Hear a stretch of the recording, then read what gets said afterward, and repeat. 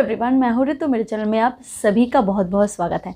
आज मैं बात करने वाली हूँ कि कौन सी ऐसी खूबियाँ हैं, हाँ बिल्कुल मैं खूबियाँ ही कहूँगी, कि कौन सी ऐसी खूबियाँ हैं जो एक हस्बैंड को बुरा हस्बैंड बनाता है। उनमें क्या क्या ऐसे गुण होते हैं जिनसे हम दावे के साथ कह सकते हैं कि वो एक बुरा हस्बैंड है। चलिए डिस्कस करते हैं आज इसी टॉपिक पे, इसी बारे में। होता है ना कि हस्बैंड वाइफ का जो रिलेशनशिप है वो एक सिक्के के दो पहलू हैं। दोनों एक दूसरे की ज़रूरत है, दोनों एक दूसरे के पूरक हैं, अधूरे हैं वो। अगर एक है तो एक नहीं। अगर कोई एक इंसान दबता रहे और एक इंसान हमेशा दबाता रहे ना, तो वो रिश्ते सुलझने की जगह और उलझ जाते हैं। तो आज कुछ डिस्कस कर लेते हैं। बहुत सारे आदमी ऐसे होते हैं, बहुत सारे हस्बैंड ऐसे होते हैं जो अपनी पत्नी को इंसान नहीं समझते। जैसे हम कमांड देते हैं ना कि ऐसा करना है तो करना है, ऐसा नहीं करना है तो नहीं करना है। जैसे ऑफिस में बॉस होते हैं ना, जो अपने एम्प्लॉय लोगों को हुक्म करते हैं और ना चाहते हुए भी एम्प्लॉय जो है वो उस हुक्म की तामील करते हैं।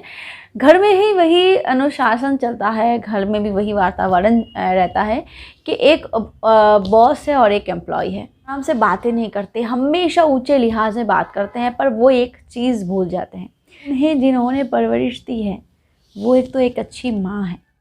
जो हस्बैंड को बिल्कुल सुनने की आदत ना हो, जो हस्बैंड को सिर्फ बोलने की आदत हो, और ऐसे जो हस्बैंड होते हैं ना, वो अपनी पत्नी की कभी रिस्पेक्ट भी नहीं करते, वैल्यू भी नहीं देते। मुझे ये पसंद है, मुझे ये पसंद नहीं है, मुझे खाने में ये पसंद है तो यही खाना बनेगा, मुझे पहनने में ये पसंद है तो तुम्हें यही पहनना पड़ेगा। इससे क्या होता है ना, दिलों में दूरी आ जाती है। इससे क्या होता है ना, एक इंसान हमेशा दब के रह जाता है, और जो दबा रहता है कभी उसने अगर आवाज़ उठा दी तो फिर मुश्किल हो जाती है। जो हस्बैंड बुरे होते हैं ना, उनमें एक क्वालिटी और एक बहुत अच्छी होती है, वो है क्रिटिसाइज़ करना। ऐसे जो हस्बैंड होते हैं वो हमेशा क्रिटिसाइज़ करते रहते हैं अपने वाइफ को, मतलब हमेशा नीचा दिखाते रहते हैं। कुछ भी बात हो, मतलब खामियां निकालना, छोटी छोटी बातों पे उनको बातें सुनाना, ताने देना। और ऐसे इंसान में ईगो की बहुत प्रॉब्लम होती है। हर बात पे मैं, हर बात में सिर्फ वही रहेंगे। पर एक बात वो भूल जाते हैं कि छत जो होती है ना, उसको हमेशा वही समय तक गुरूर रहता है जब तक मंजिल ना बन जाए। क्योंकि जब मंजिल बन जाती है तो छत फिर फर्श बन जाता है। तो बात तो वही है कि एक छत किनके ऊपर रहता है, अपने परिवार के और दूसरे लोगों के ऊपर। अगर दूसरे लोग ही ना रहे तो छत किसके ऊपर खड़ा रहेगा? उस छत की कोई वैल्यू है भला? अपनी पत्नी को कभी भी अपने बराबर का नहीं समझते, हमेशा मर्दानगी दिखाते रहते हैं, कभी घर के अंदर तो कभी घर के बाहर। और हमेशा ये सोचते रहते हैं कि औरत को अगर सर पे चढ़ाओ तो वो नाचने लगते हैं। पर फिर वो एक बात भूल जाते हैं कि वो जो बाप बनते हैं, उनके नाम के आगे और पीछे जो बाप होने का जो वो गर्व करते हैं, दावा करते हैं, बाप बनने का सुख होता है ना, वो एक औरत के बिना वो कभी हासिल ही नहीं कर सकते। जो बुरे हस्बैंड होते हैं वो बिल्कुल ट्रांसपेरेंट नहीं होंगे, बिल्कुल, क्योंकि अच्छे हस्बैंड ट्रांसपेरेंट होते हैं। जो बुरे हस्बैंड होते हैं वो कभी ट्रांसपेरेंट नहीं होते, हमेशा सीक्रेट्स बना के रखते हैं। छुपाना, बातों को, हर बातों को छुपाना, ये तो उनका एकदम खून में रहता है। मैं नहीं कहूँगी कभी भी कि हर बात को बताना चाहिए, कुछ भी नहीं छुपाना चाहिए, कुछ भी सीक्रेट्स नहीं होनी चाहिए, बिल्कुल पानी की तरह ट्रांसपेरेंट हो, मैं कभी नहीं कहूँगी। हर इंसान को अपनी कुछ ना कुछ जो सीक्रेट्स होती है वो रखनी चाहिए, क्योंकि हर बातें बोली नहीं जाती, ये मैं भी समझती हूँ। पर बिल्कुल भी ट्रांसपेरेंट ना होना, हर बात को छुपाना, हर बात पे सीक्रेट्स, ये कैसे एक अच्छे इंसान की नीयत हो सकती है? जो हस्बैंड अच्छे होते हैं वो हमेशा अपने पत्नी की रिस्पेक्ट करते हैं, अपने पत्नी पे विश्वास रखते हैं, और शक करना, बेवजह शक वो कभी नहीं करते। हाँ, वजह हुई तो अलग बात है, पर बेवजह कभी नहीं करेंगे।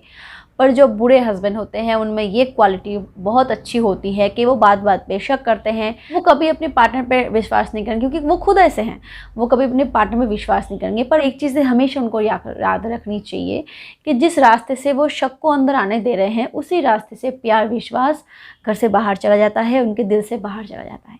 जब प्यार और विश्वास ही नहीं रहता तो रिश्ते कैसे टिक सकते हैं? देखिए क्या होता है, शादी तो दो दिल इंसान की नहीं होती, दो परिवार की होती है। हम सभी जानते हैं कि लड़कियां हमेशा अपने घर को छोड़ के ससुराल आती है। ससुराल में कितने लोग होते हैं, बहुत, मतलब हर फैमिली तो न्यूक्लियर नहीं होती, जॉइंट फैमिली होती है।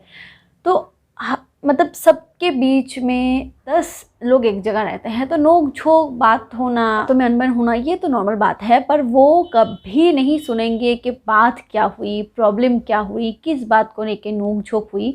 वो बिना जज किए, बिना कुछ समझे सोचे हमेशा अपने पत्नी को ही गलत ठहराते हैं कि तुम्ही ने शायद कुछ किया होगा, तुम्ही ने मम्मी को कुछ बताया होगा, तुम्ही ने बहन को कुछ बताया होगा, तुम्ही ने भाभी को कुछ कहा होगा। अरे पहले सुन तो लो कि बात किस बात पे हुई। हो सकता है कि आपकी वाइफ गलत है, पर पहले सुन लेना चाहिए। हर बात आपकी वाइफ गलत नहीं हो सकती, हर बार नहीं हो सकती। सिर्फ इतना तक ही नहीं, बात इतनी बढ़ जाती है कि वो अपने पत्नी के साथ साथ पत्नी के माँ बाप को भी गाली देते हैं कि उनकी परवरिश ठीक नहीं है, उन्होंने कुछ सिखाया नहीं है, उन्होंने कुछ इनको सिखा के भेजा नहीं है। अपने उनके माँ बाप को भी गाली देते हैं। पर वो एक चीज़ तो भूल जाते हैं, जैसे उनके लिए उनके माँ बाप का सम्मान सबसे ऊपर है, वैसे उनके पत्नी के लिए भी उनकी माँ बाप का सम्मान सबसे ऊपर है। अगर वो अपने माँ बाप की जगह आपके माँ बाप को बिठा सकते हैं तो आप क्यों नहीं। आजकल के जो हस्बैंड होते हैं, मैक्सिमम कहूँगी मैक्सिमम, जो नशा करते हैं, हाँ करते हैं, शादी से पहले भी करते हैं, शादी के बाद भी करते हैं, सभी करते हैं। आज को जनरेशन के टीनेजर्स भी करते हैं। पर नशा करके घर पे आके घर के माहौल को ख़राब करना, अपनी वाइफ को परेशान करना, ये कैसे अच्छे हस्बैंड की निशानी हो सकती है। आप पीना नहीं छोड़ सकते, आप अपने आदत को नहीं छोड़ सकते, पर कम से कम अपने पत्नी को तो बख्श दो, अपने घर वालों को तो बख्श दो। घर के वातावरण को ख़राब करते हो, बच्चों के ऊपर ख़राब इफेक्ट डालते हो। इससे क्या होता है ना, आप कभी भी किसी और से सम्मान हासिल नहीं कर सकते।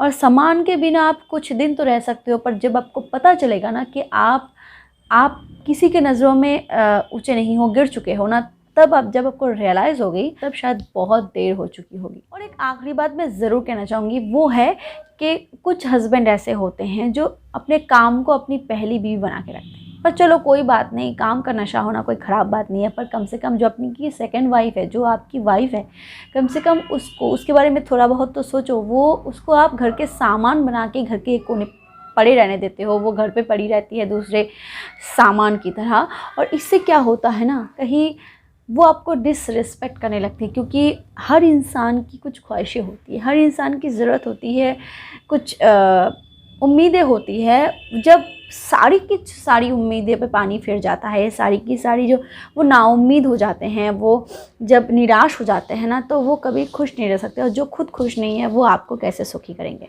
मैं ये नहीं कहूँगी कि अपनी काम धाम को छोड़ के हमेशा अपनी पत्नी के पीछे लगे रहो। मैं कभी नहीं कहूँगी कि अपनी फर्स्ट प्रायोरिटी अपने वाइफ को बनाओ। सभी आपकी ज़िंदगी का हिस्सा है, तो सभी को प्रायोरिटी मिलनी चाहिए। पर एटलीस्ट जिसके साथ आपने पूरी ज़िंदगी बिताने की कस्में खाई है, कम से कम कुछ पल तो उसके साथ बिताओ जो आपके खुद के हो। व्यूअर्स, आपको ये वीडियो कैसी लगे मुझे कमेंट सेक्शन में ज़रूर बताइएगा। और हाँ, आप में कौन सी आदत बुरी है, अगर हो सके तो वही बताइएगा, और अच्छी आदतों के बारे में मुझे बताइएगा। Thank you so much for watching my video. Keep watching and keep healthy. Bye bye.